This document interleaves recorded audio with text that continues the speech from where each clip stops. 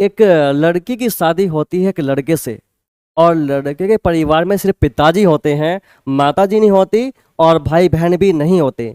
शादी होने के 1 साल के बाद लड़की बोलती है लड़के से कि अपने पिताजी की रहने की व्यवस्था कहीं बाहर कर दो, मुझे इनके साथ नहीं रहना।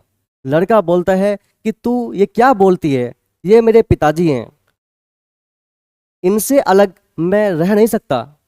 लड़की चुप हो जाती है। धीरे धीरे 1 साल और बीत जाता है। 1 साल के बाद लड़की फिर बोलती है कि अपने पिताजी की रहने की व्यवस्था कहीं बाहर कर दो, मुझे इनके साथ बिल्कुल भी नहीं रहना।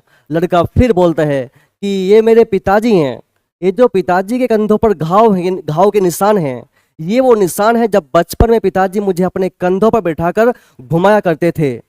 भला मैं इनसे अलग कैसे रह सकता हूँ। लड़की फिर चुप हो जाती है। धीरे धीरे 2 साल और बीत जाते हैं। जब चौथा साल आता है लड़की झंडा गाड़ देती है और बोलती है या तो पिताजी को चुन या मुझे चुन। अब लड़के का दिमाग खराब हो जाता है। अब लड़का एक रात 12 बजे अपने पिताजी से जाकर बोलता है कि पिताजी चलो कहीं घूमने चलते हैं, घूमने के लिए।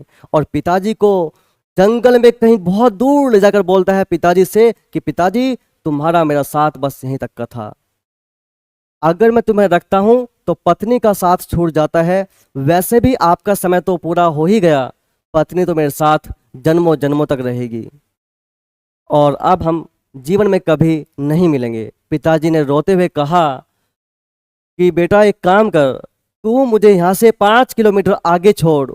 बेटे ने कहा ऐसा क्यों? पिताजी ने कहा मैंने भी आज से 25 वर्ष पहले अपने पिताजी को वहीं छोड़ा था।